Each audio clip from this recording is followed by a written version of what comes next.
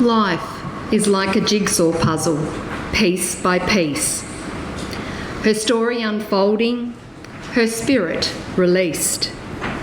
Each fragment she placed with tender care, creating a picture beyond compare. Edges marked the borders of her days, bright moments, soft whispers, intricate ways. With love and patience, she fit each part, crafting her life with a generous heart. Some pieces gleamed with joy and delight. Others were shadowed, dark as night.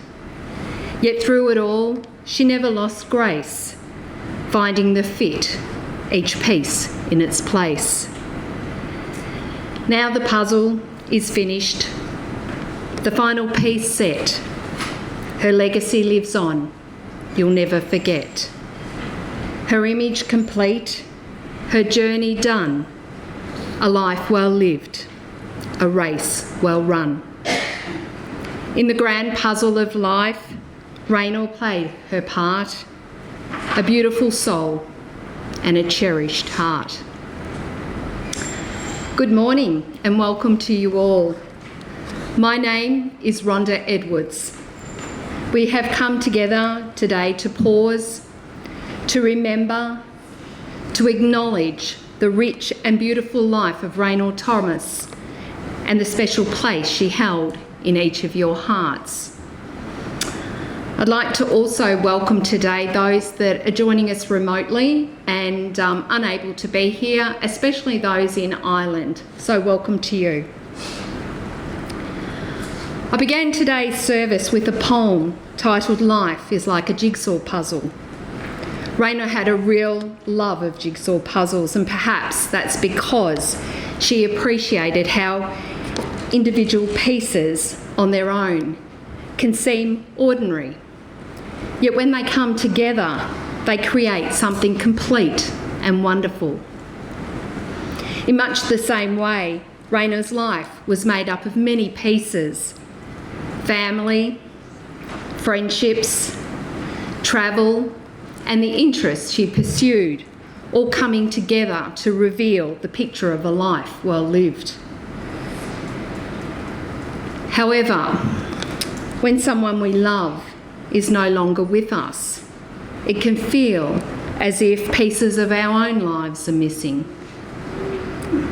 That sense of sadness and loss is natural. It shows how deeply Raynor touched your lives.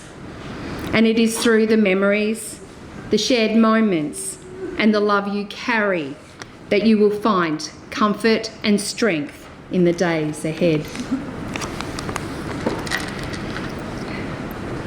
Sometimes the most powerful thing is a cuddle that asks for nothing and gives everything. With Raynor, you were met with a cuddle when you arrived, and you were sent off with one when you left. And in between those two embraces lived her care, her support, her connection, and her warmth. Raynor lived a rich and active life, always with a busy social calendar. She liked catching up with friends and enjoying their company. Those who knew her speak of a great listener, compassionate, without judgment, and deeply loyal. When you spoke, Raynor gave you the full attention that mattered. Raynor was an amazing seamstress, creating beautiful quilts stitched with patience, innovation, and precision. These were not just pieces of fabric brought together, but lasting expressions of her creativity and generosity. A jigsaw puzzle was always on the go, laid out on a dedicated table. When Raynor's children visited, they would eagerly join in, searching for that elusive piece and showing their excitement when it was finally found. Raynor was also an avid reader, always with several books on the go. Her reading tastes ranged widely, from crime to historical fiction and into genealogy, reflecting her curiosity about people, stories, and the threads that connect us through the generations. Raynor was a Carlton supporter through and through. The 1980s were an incredible time for Carlton fans, with 3 memorable grand final wins in 1981, 82 and 87. To celebrate each victory, Raynor would ring her cowbell so loudly that this sound reverberated through the whole house. It was so loud it could probably be heard from the nearing farming sheds. Raynor had a great passion for travel, whether on textile trips or simply exploring the world. She cherished the experiences of meeting people, discovering new cultures and forming connections that lasted long after the journey ended.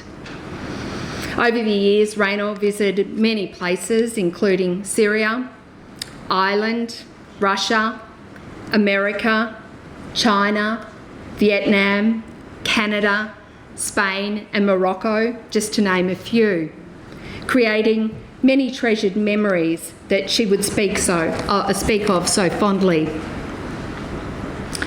But above all of her travels, hobbies and friendships, Raynor's greatest love was her family.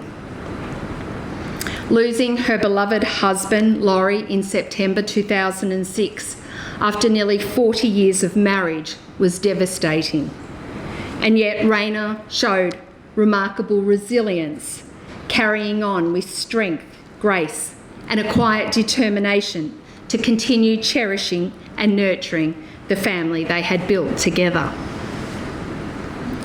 They were blessed with 3 children, Alison, Andrew and Greg. And Raynor welcomed her daughters-in-law Leah and Michelle with open arms.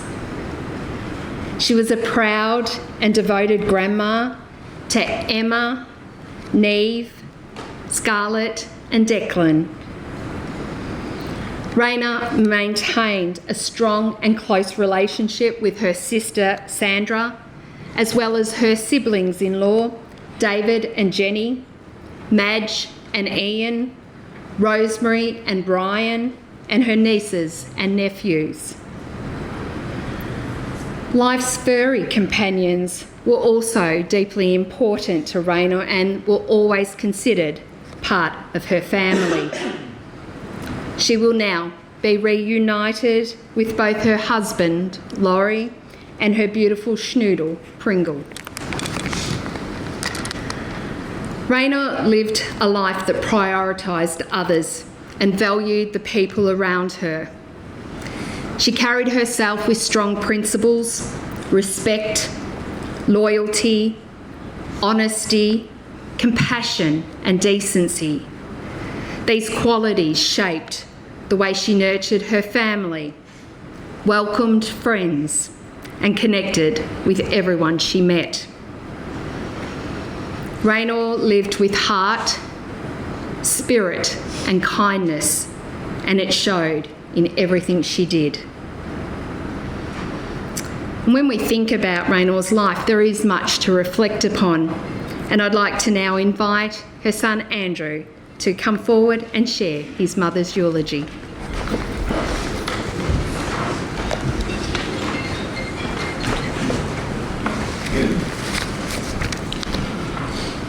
Raynor Thomas, near Ely, was born on 30th of April 1944 at Ivanhoe.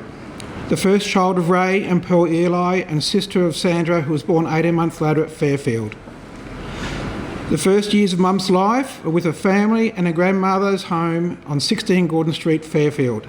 Her maternal great-grandmother also lived there, and for a short time her cousins Noel and Russell lived there with their family too. There was lots of family about. There were no hard rules on what the kids could do, and they got up to many adventures. Mum was the oldest of the group, but it was not her nature to take control as many older siblings do. Rather, Mum would make sure that everyone felt included in the activities they were doing. Holidays were yearly trips down to Port Arlington, And it was rough living down there. It was under a canvas tent on Hessian sacks. But it was always looked forward to as a place for new place to get into different antics and adventures.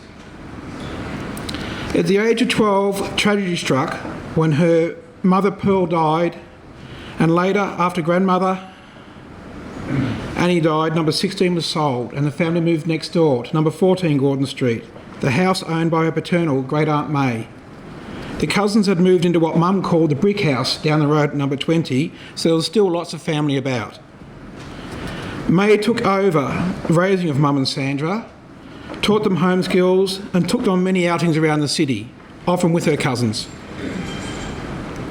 Mum shared a room with Sandra, and like any such arrangements, there was an imaginary line down the middle. Mum had her side, Sandra had hers. But they did get along very well, and that close relationship remained for the entire of Mum's life. Mum saw it as a responsibility to look after Sandra. One such example, they decided to take the bus to go to the local pool. Sandra forgot her bathers.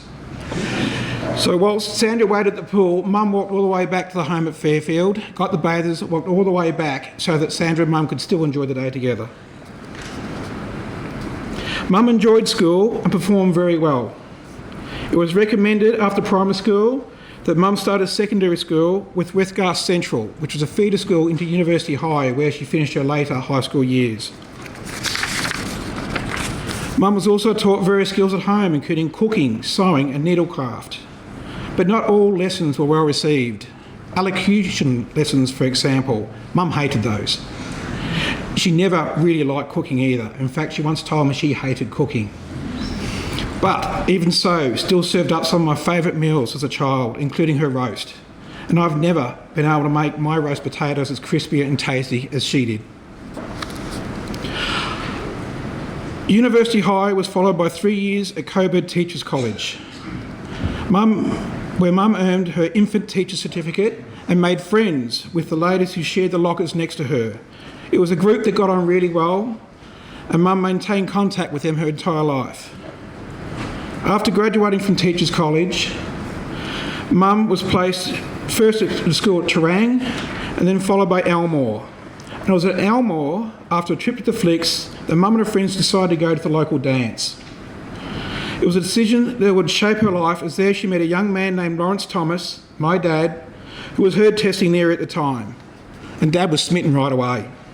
He pursued her with everything he had, won her over, and they got married in 1967.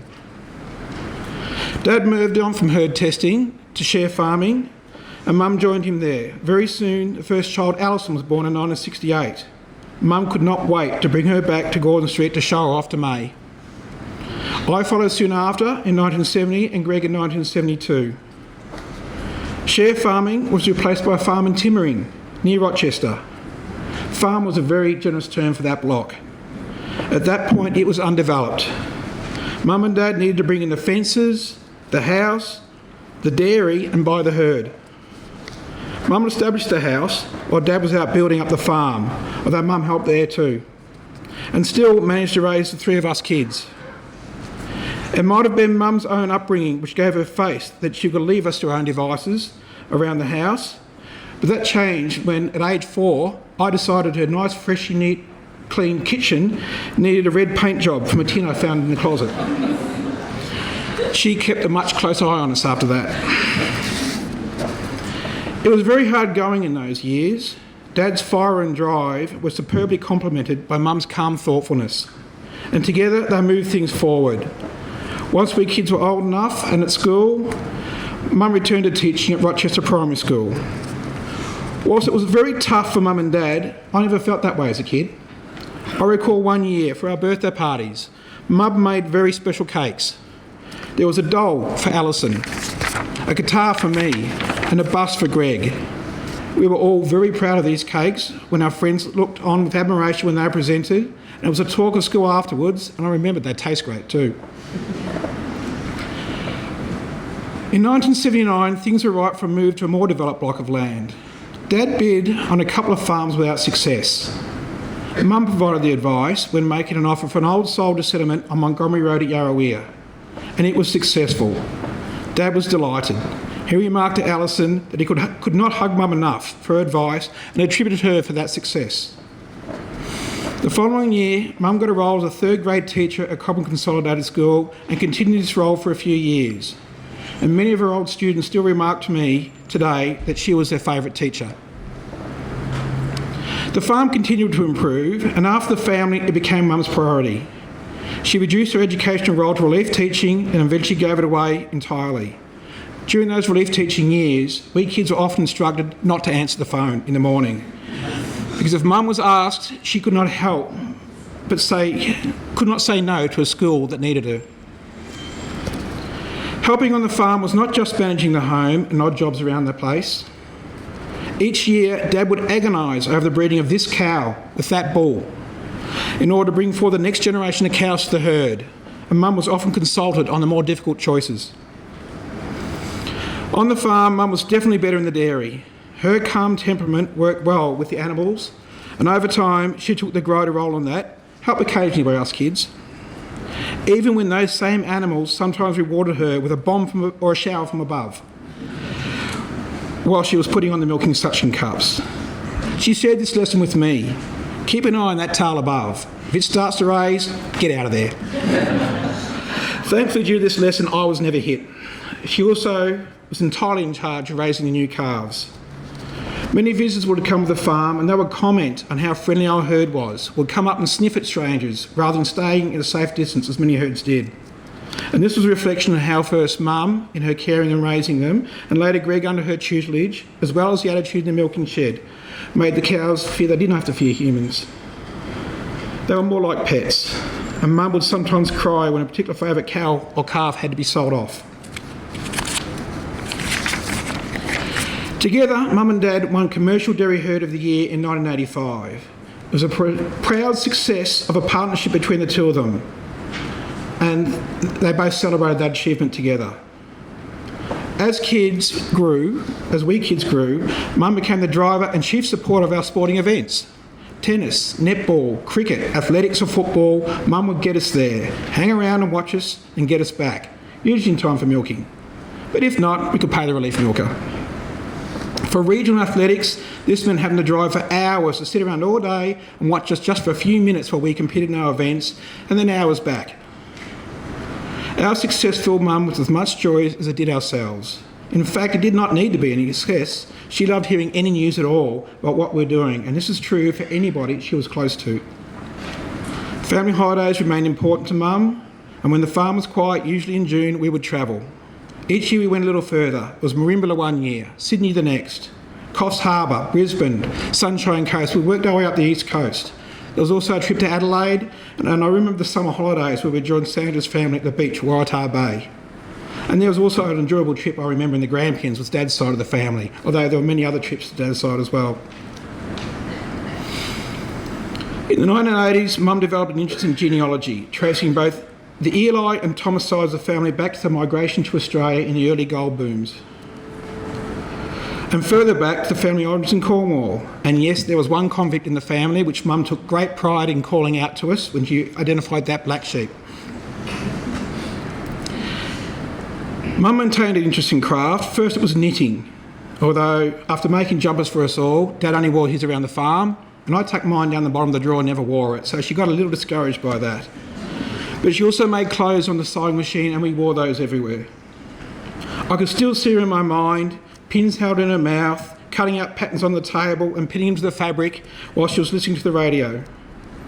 Cross-stitch was next, and after starting out with a few kits, she started to design her own patterns, and one such example was a beautiful silhouette based on Laurie's dad, which took pride of place on the wall. Mum was not into sport in any big way, apart from what we kids were doing, and Carlton Football Club. She must have been so disappointed when none of us kids followed Carlton, but then again, none of us followed Dad's team Melbourne either, so there was that. There was no kneeling when Carlton beat our teams, which back in those days was a lot. She was simply pleased to see her team win. In recent years, Carlton did not have much success, but Mum would still be watching every game, and if I called after a game, there would always be a comment on Carlton, and in particular on Charlie Curnow. She was delighted when her oldest granddaughter Emma announced that she was going to be a Carlton supporter. After a few years of persuasion, Mum convinced Dad to retire from the commercial farm. It was sold in 2004 with a move around the corner to a hobby farm on the Buin Road.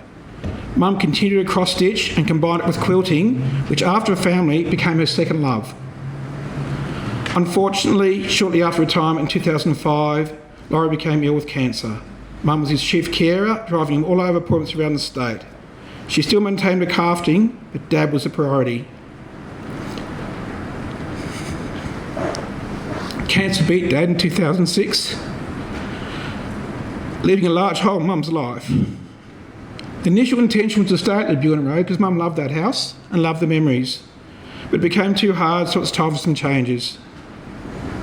The small farm was sold and she moved into the Riverside house in Cobram. Mum adopted a little schnoodle pup she named Pringle, and she vowed to me after having a few working dogs she would not have a lap dog. But Pringle worked his way into her heart and she could not help but spoil him. He was a fantastic companion, and of course Mum had great pride in describing his antics to us on our regular check-ins along with everything else. Quilting, along with Pringle, became a central part of her life. It kept her busy, brought her back in contact with her regular neighbours, school friends, anybody that shared the hobby really. She was happy to talk quilting. Quilting tours, as Rhonda mentioned, took her around the world and around Australia.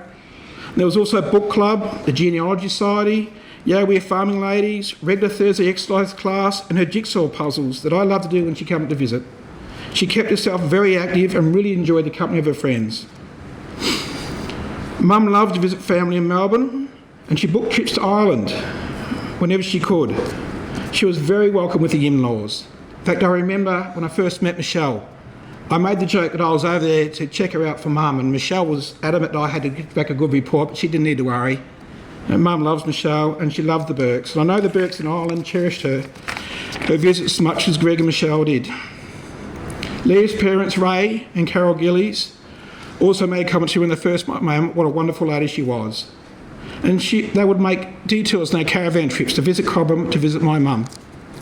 She just had a way to make people feel comfortable in her presence and enjoy her company. Over the last few years, I could see Mum begin to slow. Morning walks became shorter and eventually stopped altogether. I could hear that her breathing was becoming heavier, and I have to confess that I was very worried. Last year I asked Mum if she would have considered moving to Melbourne to be close to Alice and I so we could keep an eye on her. She was adamant that she would stay in Cobram. Here in Cobram she was happy. Here in Cobram she had her friends, and here in Cobram, even though she was aware of her own health issues, she felt very safe. So I thank you, her close friends and neighbours. We kids heard all about you and what you were doing for Mum, and we're so grateful that you made it possible to Mum to live the life that she wanted for herself. On Sunday, the 11th of January 2006, the life of a wonderful person ended. It came very quickly and Mum would not have felt any pain. Raynor Thomas, Mrs T, Mum. We miss you. We miss you deeply, but we'll continue to cherish you in our hearts. I've thrown a few anecdotes in there as well, but I just want to share a few other memories of Mum and what was her character. Mum was a very politely spoken lady and did not tolerate swearing around her. And as a boy, as we all do, we listened to Rodney Rood, who's a little robust in his comedy. And I was singing one of his songs and Mum heard me, and boy, did I get the right act for that. Even in the tough years in Rochester, when Dad would curse a blue street, I think the worst I heard from Mum was poop. Mum was always wanted to include other people, as a child, as an adult.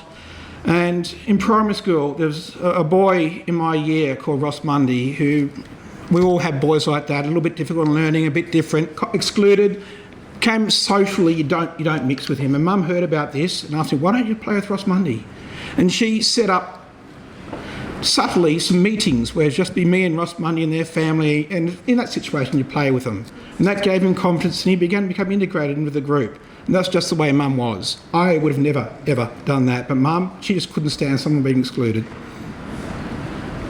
Talking about cherished success, and I'll finish on this one. There could be a lot more. I could go all day. But I remember when I was under 14s football, my first crack at Hay Ave Football Club. I was age 10, never really had the training before, could barely drop the ball on my foot. And all that year I'd be lucky to get 5 minutes in any particular game. The games went for about an hour. All year I got one kick. It was a loose ball, came out of a pack, I picked it up, turned around and got a kick away as I was tackled. It went all of 5 metres, straight to the opposition, right down to their forward line for a goal. I was devastated by that, but after the game, Mum was celebrating. You got your kick in. She went home and told Dad, you got a kick today. And by the time it was done, I felt like I was Charlie Curnow. I'm going to finish there on those few happy memories. Like I said, there'll be a lot more. I now call upon Alison to share her memories of Mum.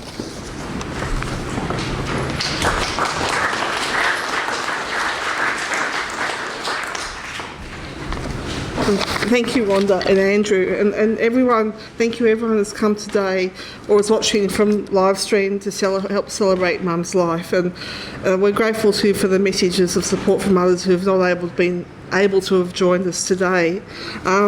My own tribute focuses on Mum's caring, supportive nature, as well as her sense of adventure. And I'll start with some of her adventures first, and I think this possibly scratches the surface. But I look at Mum's adventure, and I think Mum inspired FOMO, or fear of missing out, long before the term became part of our current day language. One of those trips that Mum and Dad took us on, they took the whole family up to World Expo 1988. It was an excellent exhibition. And in front of the expo site was a more extreme roller coaster called Titan. And I had to go back and research this. I remember the roller coaster starting very high, and it started off on a huge height angle, shot down, the carriage went up and ran the 2 or 3 fast loops of the roller coaster. And we'd finished one morning, we did this at night. I looked at the roller coaster, thought, no way, I couldn't go on that. Mum didn't hesitate, told us she was in. Okay, I thought, I can't be outdone by Mum, and with some jitters I committed. I do remember really enjoying the experience, but also that it was Mum who got me there. And then fast forward to her 60th birthday, it was Mum's dream to have a hot air balloon ride. Dad and other family were reluctant to come along, so it was Mum and I booked to go initially. That was in the Yarra Valley, and that first booking was fogged out. So Dad had some regrets about not booking initially, so he was in. The second balloon booked one was go. We had an amazing ride over the early morning, great views of the vineyards, beautiful sunshine and patches of fog through the nearby hills and mountains.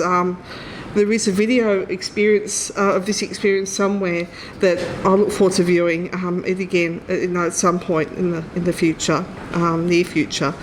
Then in 2019, Lake Eyre had water flowing in after being dry for many years, and Mum made some inquiries with the Shepparton Aerodrome. I think someone had cancelled. It was a fairly short notice, and so Mum jumped at the chance to book. It was an overnight trip. I can't remember where they stayed, Cooper's Creek I think it was, with a few stops of fuel along the way. Mum had an amazing experience, and we were treated some excellent photos on our family Viber chat group. Rhonda and Andrew have already spoken about Mum's travels. I'll cherish the memories of travelling with Mum twice to Ireland, once to see Neve as a baby in 2010, and also 16 months ago, Mum's last trip to visit family in Ireland. That trip was organised fairly last minute, but we were so glad we went, and I've thought back on that trip a lot the past couple of weeks. And I'm thinking now about Mum's care across the community, family and community. And Andrew's mentioned this as well. I too remember stories of students enjoying Mum being their teacher. Mum's sense of community and cares been spoken about. And perhaps a more fun example of this was probably about 2010. There'd been floods on the Murray River, and Mum saw some international backpackers, French and German if I recall, walking on the road behind her house after being flushed out of their camping spot. Mum invited them up to the house and offered them to camp in her garage until they could find other accommodation. The neighbours were aghast, as were our family. But everyone's fears settled as everyone got to know the boys. Their stay turned into about 3 weeks, if I remember rightly, and they socialised with the neighbours, played with the children in the street. I think Mum said she went 3 weeks without cooking too much. One of the boys was a chef, and I think the neighbours helped with Mum too. But once they found their feet, they eventually moved on to their new experience. I think we kept in touch with them for quite a long time, and Mum last reported that one of them had moved back to Australia after they'd returned home and come back again.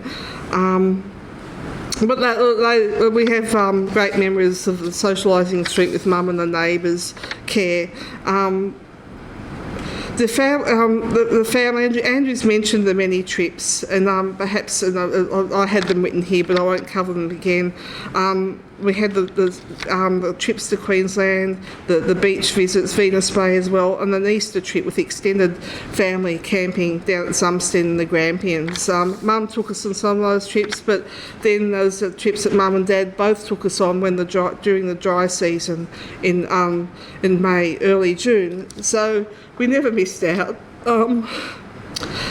Mum celebrated our wins and provided care and a listening ear all of our lives. I'm very grateful to all the opportunities that Mum and Dad provided for us, supporting us through our education, other experiences as well. I too am thankful for the care Mum got back in return, and our Dad's family, who've treated Mum as part of the family, the brother and sisters, and they've treated Mum as part of the family as all their lives. Sandra, Mum's sister Sandra and family. There was Michelle's family, the Burkes in Ireland, and Leah's family, the Gillies. They all welcomed Mum with open arms. Then there's her many community groups. She had terrific neighbours and friends who Mum loved catching up with, and they looked down at her constantly. It's a common theme, and as we all speak. Mum, I'll miss you dreadfully. It's going to take me some time to just stop having our regular chats. I thank you for everything. You and left me, family and friends with so many wonderful memories. I love you, Mum. Rest in peace.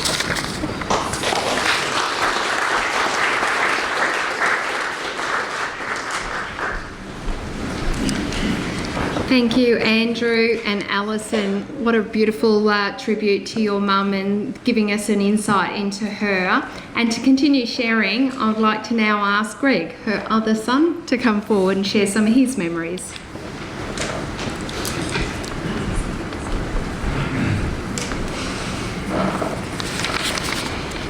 While Mum lived far away, thanks to her love of both family and technology, she was always in our lives. Family was a major part of Mum's life. I was always amazed that my aunts, uncles and cousins stayed in such close contact, visiting us on the farm and holidaying together. Even just before Christmas, on our last visit to Ireland, we stopped at Uncle David's for lunch. Mum came to visit us in Ireland 11 times, bringing many family and friends with her. When I got married, she arranged so many people: Dad, Andrew, Alison, Uncle David and Jenny, Auntie Rosemary, Uncle Brian, Auntie Sandra and her family, and many friends to come to Ireland for the wedding. She was so determined to have Australian family around that we almost outnumbered the Irish. When Auntie Madge and Uncle Ian couldn't make it to the wedding, she made them visit me twice. When I married, Mum extended her love of family and became part of my Irish family, always asking after and following each sibling's adventures and tribulations. She had many dinners, exchanged stories and sleepovers with them. I'm not quite sure which one of them I will blame for her love of Bailey's Irish coffee. She kept in contact with them, always writing Christmas cards, Easter cards, St. Patrick's Day cards, and had a hard time explaining why her writing was so nice and her children having chicken scratches for writing, and she being a teacher. In 2006, when my dad passed away, I feared that Mum would be alone, but this was not to be the case. Mum enjoyed her life in Cobram. There she had many friends and interests. She loved her house in Cobram and its view over the river. She was well known for walking the riverbank with her precious dog Pringle, and spent many happy hours sitting on the patio, watching people walking up and down. A highlight for her was watching the park run go by. Only Erin will truly understand the embarrassment one can feel when she rang the cowbell as you ran past. I'm so glad I brought my runners with me and got to do the park run just before Christmas, and sure enough, there was Mum ringing that cowbell again. She always told me she never felt alone, because she knew that if it was not a good time for Auntie Sandra or many of her friends, she could always call us in Ireland. Mum had a keen interest in technology. Our first computer predated Microsoft Windows. Through her persistence and interest, she always kept up to date with the latest technology, and thus we arrived at Viber, which we used to talk to her frequently. Many of her friends, including Trish, Pam, Kath and Doug, have popped their heads or hands on screen to say or wave hello. As she became less mobile and spent more time at home in recent years, she turned to technology and came into our house more often. We would have her sitting at the table and would be eating our dinner around her. Her love for her grandchildren stopped at no end when she discovered the due date of her first grandchild. She booked a flight and was straight over to see Emma. Later, I would discover that she wanted the birth certificate to apply for dual citizenship for her. It will be another 20 years before I would get the same. When Neve was born, we had freezing weather, so Mum decided to hold off coming over for a few months until the weather warmed up a bit. This gave me the chance to arrange Neve's dual citizenship before Mum was on my case. While she came to see her grandchildren, her interest in the world and trying new things was always there. On this visit, she made Alison go for a swim in the freezing Atlantic, while she watched on, togged out in coat, hat and scarf. Her love for technology would allow the girls to talk to her all the time. She became Emma's chief advisor on her third-year cross-stitch project. We spent many hours on Viber, where Mum provided tips on how to do it. Emma ended up getting top marks thanks to Mum. Mum's help was required again when Neve had a history project called The Past Is My Place. She had to write a personal journey about her family. Who better to get family history information from than Mum? Mum's keen interest in genealogy over the years meant she had a wide array of pictures, news articles and facts that Neve could use. Again, the project got top marks thanks to Mum. Mum was so proud of the project, she printed it off and took it to her book club. I'm pretty sure some of you have seen it. Mum made it easy to share stories about school, holidays, sport, or whatever drama was happening at the time. And as time went on, the girls got older, the stories changed a bit. Discos and short dresses, graduations and ball dresses, starting university, boyfriends. She got to say hello to Emma's boyfriend, and Mum later commented, "Nice, glad he is tall." Last July, Mum even stayed up after midnight to watch Emma and Neve in a live stream of the Irish Rowing Championships on YouTube. The pride she had when Neve became All-Ireland Under-16 champion. While she would send photos and videos of the girls and their activities, Mum would love to share them with family and friends who would come to visit. And they all knew our stories. Mum was so proud to show us off. All my aunts, uncles, cousins knew about our lives in Ireland thanks to Mum. Mum's one failing in life: she could not convert her own children to be Carlton supporters, but she managed to convert mine and has them togged out in Carlton kits, and even the Irish sent her a good player for Carlton. Auntie Sandra, Mum's right hand, It's hard to see one without the other.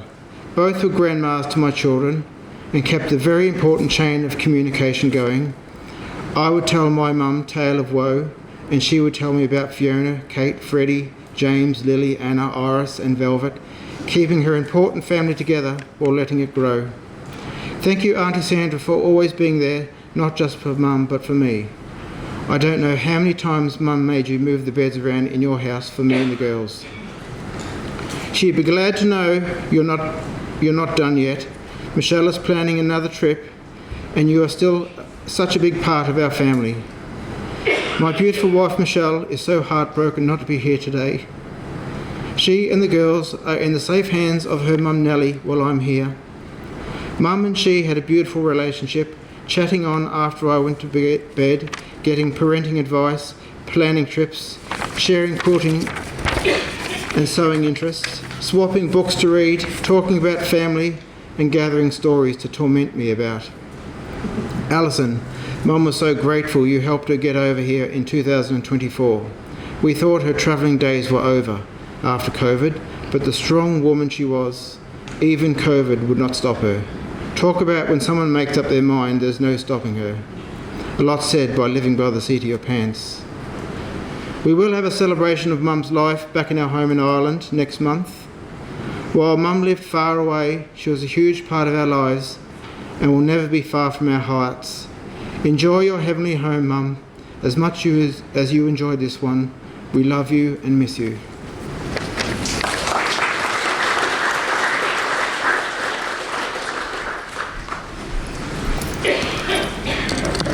Thank you, Greg. Ireland, another piece of her life. So thank you so much. One thing that's coming through in all of this is about community, and living in a small community, it really shows how everyone rallies together to help each other. And I think, you know, if you haven't lived in a small town, you probably don't get it. But it's really lovely, and it's a testament to all of you here today how much she was loved. So thank you very much. And to finish our tributes, Raynor's niece, Kate, would like to share a few words.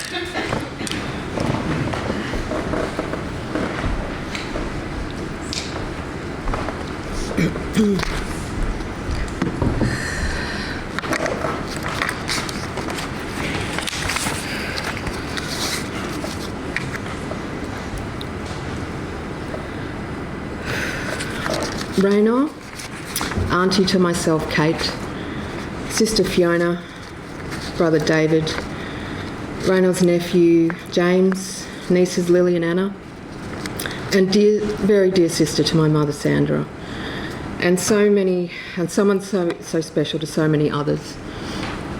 Our most sincere condolences to Alison, Andrew, Leah, Scarlett and Declan, Greg, Michelle, Emma and Neve, extended family and friends. I think it's fair to say we wanted more time with Raynor. We don't have a say in that, which makes this all the more difficult. It was her time and something we all have to face in our own way.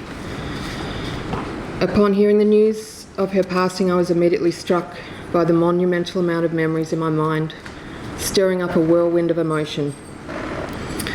In recent days, I've come to realise these memories will now continue to keep her alive in my mind, for which I'm extremely grateful. I'd like to share some memories about time on the farms, as this was the essence of our time with Raynor in our early days. Growing up in suburban Melbourne, as a family we had a great deal of adventure, of experiencing the country dairy farm life on Raynor and Laurie's farms over the years. The outdoor dunny with complimentary spiders, gumboots and cow poo, chooks and eggs, haystacks and tractor rides, milking cows, feeding calves, 6 kids riding in the back of the ute, no seat belts. Was a life so different to ours in the burbs. I can still remember feeding Kimber, the sheep, with a milk bottle as a toddler, playing with Tonka trucks in the sand pit, And many years later, riding my bike into Cobram, only to realise I was being targeted by swooping magpies. These were not the birds, like the birds in the suburbs, subtly trying to get your attention. They were actually trying to take me out. The only way I could stop them was to look back at them, which meant riding most of the way with my head turned backwards. When I finally got back to the farm, Raynor said yes, it's mating season and they were protecting their nests. Fiona said it's better than getting pecked in the head like Greg did. He wasn't happy. There were a lot of nests on the way to Cobram. I remember all of us cousins being dared to touch the electric fence. Try it with a blade of grass, it doesn't hurt as much. I'm not sure Mum and Raynor knew about that. Raynor always had plenty of chocolate quick in the pantry. Fiona and I ate copious, unauthorised amounts, most likely when Raynor was milking cows. We would move on to Milo if we had to. I'm not saying this was right. This was not what we had in the pantry at home. I still remember how different fresh dairy milk tasted. Raynor wasn't renowned for her passion for cooking, although looking back she was a tower of strength, doing farm life and getting meals on the table the way she did. It was simple food, meat and 3 veg, and very welcomed, especially by 6 demanding, energetic kids when we visited. I will always remember her coconut custard. We were lucky enough to bring our family dogs up to the farms. At first Loopy, who had the privilege of being allowed on the porch. Rex or Tiger were not allowed. This is farm dogs. This has probably struck a nerve in the animal kingdom. Our Peach, our lovely long-haired golden retriever, took a fetish for rolling in fresh cow poo and occasionally eating it. I know. You can imagine the dog breath on the car ride home. We lived that. The mulberry tree was epic and celebrated with huge amounts of fruit in season. I recall enjoying doing the ride on mowing around the mulberry tree, and there was a spray of colour on the ground from the berries that had fallen. I also mowed over a sprinkler without knowing and damaged the mower blades, and Laurie was not happy. Raynor was very quiet, which was unusual. I knew I was not popular, but they still let me come back to the farm, thankfully. I always remember Raynor's love and affection for animals, including names for all the cows. Tiger, the enthusiastic kelpie, loved riding on the back of the motorbike and simply embraced farm life as you would want a dedicated farm dog to do. I was introduced to riding on the motorbike on the farm and I loved it. I remember feeling the feeling of my hair in the breeze, and yes, again, no helmets. This fueled a passion for riding motorbikes for decades to come. Sorry, Mum, this is where it all started for me. And I've later come to realise mothers don't like their daughters riding motorbikes. Fiona's children, James, Lily and Anna, have enjoyed many journeys to Cobram, including Thompson's Beach, visiting cows, Christmas celebrations, and many more discoveries with lifelong memories. Raynor's sense for adventure was consistent throughout her life. From early days venturing up north Queensland, far north Queensland, with Mum and school friends, and Mum tells me Raynor organised all of that. Her trip to the Otways, treetop adventures later in life, Mum said they didn't ask our age, they were in their 70s. As they got on board the Flying Fox, platform to platform ride. Raynor was first, so she could enjoy laughing and watching her sister Sandra come in behind her, clumsily trying to land on the platform with a great deal of uncertainty. I'm 100% sure Mum would not have done this without Raynor's thirst for adventure. And so pleased it was the cause for so much laughter for years to come. I look around at the generous gifts in Raynor's creative quilting craft. She was so talented and was an honour. It was an honour to have such a clever craftswoman in the family. And I remember telling her this. As I remember conversations, laughter, her voice and breadth of character, I realise she will never leave us, and I hope that resonates with everyone. We love you, Raynor. Rest in peace.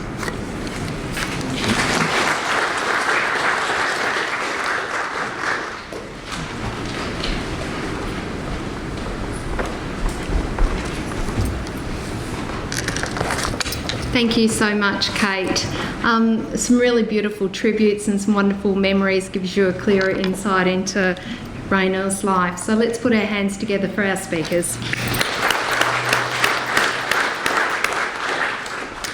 I'd like to now present a photographic tribute. These images capture the life Raynor lived, the moments she cherished and the love she shared with those around her. As you watch, take a moment to remember her, to smile at those memories and to reflect on the impact she had on your lives. Please enjoy.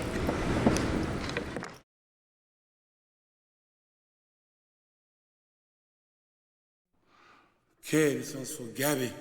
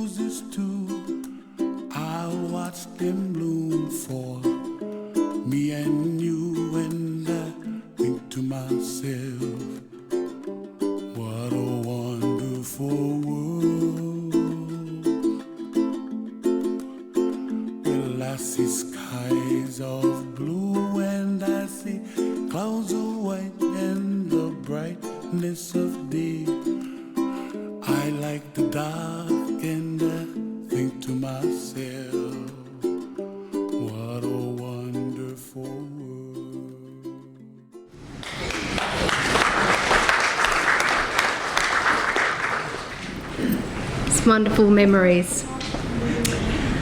For those who wish, please join me now as we say the Lord's Prayer together. Our Father, who art in heaven, hallowed be thy name. Thy kingdom come, thy will be done, on earth as it is in heaven. Give us this day our daily bread, and forgive us our trespasses, as we forgive those who trespass against us. And lead us not into temptation, but deliver us from evil. For thine is the kingdom, the power and the glory, forever and ever. Amen. When we lose someone, we carry their legacy forward in the stories they told, the values they lived by, and the love they gave so freely. And Raynor's spirit continues in the way you live, the kindness you show, and the memories you hold close. Raynor, rest now. At the end of your days, your work is done, and you now live on in the hearts and the minds of all who love you. Thank you, family and friends. That concludes our service in honour of Raynor here in the church. Given it is quite warm outside, for those not continuing to the cemetery, on behalf of the family, I'd like to thank you for your love, support and attendance today, and also to those that are joining us remotely. You are all welcome to join the family for refreshments at the Cobram Bowls Club, and I'm sure that Alison, Andrew and Greg and the family would love to hear your stories that made Raynor's life so special. The family would like to extend a special thank you to the doctors and the staff at GV Health who lovingly cared for Raynor during her final 8 days. Their compassion, kindness and professionalism, not only to Raynor but the family, is greatly appreciated. Shortly, we will accompany Raynor to her final resting place at the Cobram Cemetery. We'll finish here with a song that reflects the love and light Raynor brought to your lives. You Raise Me Up by Josh Groban is a beautiful reminder of how she lifted, supported and inspired those around her, and how that love remains with you. Thank you. Could I please ask you all to stand as the music starts, and could our coffin bearers please come forward?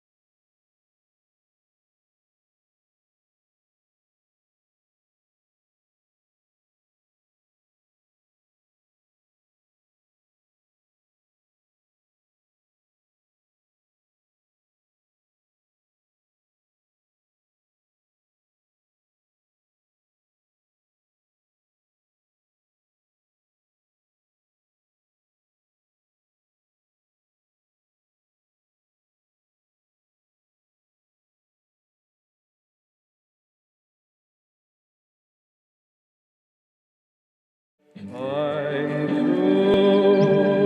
say goodbye.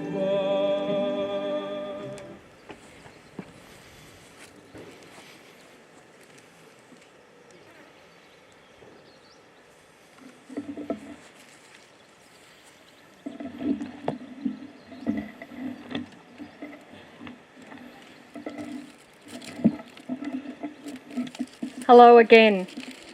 Back at the church, we remembered Raynor through stories, memories, photographs, moments that captured the life she lived and the love she shared.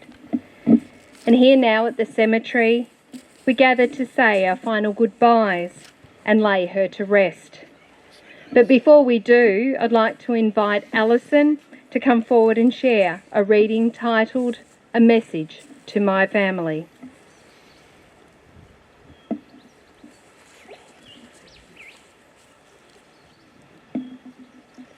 A message to my family. I look down on you, the family I love, from a heavenly place somewhere up above. I see your tears, I feel them too, although you may not be aware that I am watching you. You see that I've never left you. You know I'm in your heart, and whilst I'm no longer on earth, we're never far apart. And so you feel that breeze just go past your ear. It's like me telling you that I am quite near. Although you cannot hear me, I still want you to know that my love for you has never changed, even though I had to go. Just close your eyes and think of me, and I will give you strength to make you smile again and laugh again. I would go to any length. I loved you then as I love you now. I watched you over you constantly, and because I'm still your blessed one, I love you and you love me. Thank you. Thought you were going to finish it for me. Thanks, Alison. And so it is with love and gratitude we now commit all of these fond memories of Raynor to be locked away in your hearts as we farewell her. And here now, in this final act, we tenderly, lovingly and reverently commit Raynor's body to the elements from which all life comes, and in the end, all life returns. Earth to earth, ashes to ashes, dust to dust. Must have been cold there in my shadow to never have sunlight on your face. You were content to let me shine, that's your way. You always walked a step behind. So I was the one with all the glory, while you were the one with all the strength. A beautiful face without a name for so long. A beautiful smile to hide the pain.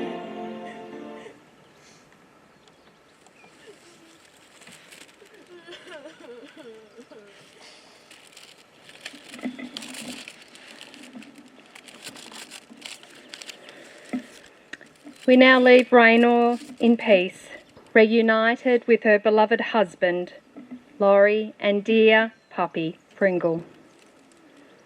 May she be at rest, held in the love that surrounds her. Thank you, everyone. That does conclude our service today. On behalf of the family, I'd like to thank you once again for your love, presence and support. A reminder that you are all welcome to join the family for refreshments at the Cobram Bowls Club. And in a moment, you will have an opportunity to place a floral tribute on Raynor's coffin as a mark of farewell, love and respect. As you do, we will listen to The Rose by Bette Midler, a fitting reminder of Raynor's grace, her warmth, and her precious spirit. Thank you.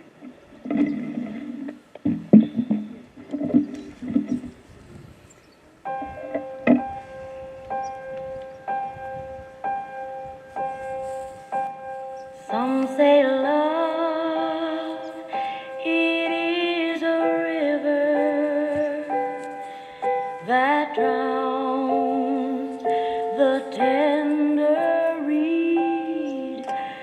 Some say love, it is a razor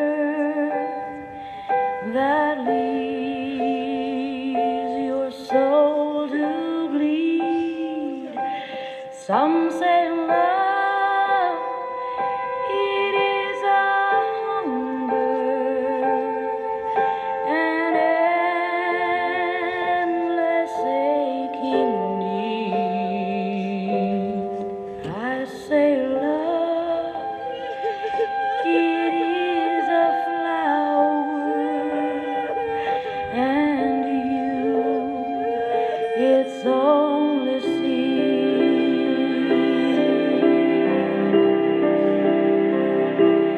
It's the heart afraid of breaking that never learns to dance. It's the dream afraid of waking that never takes the chance. It's the one who won't be taken, who cannot seem to give, and the soul afraid of dying that never learns to live.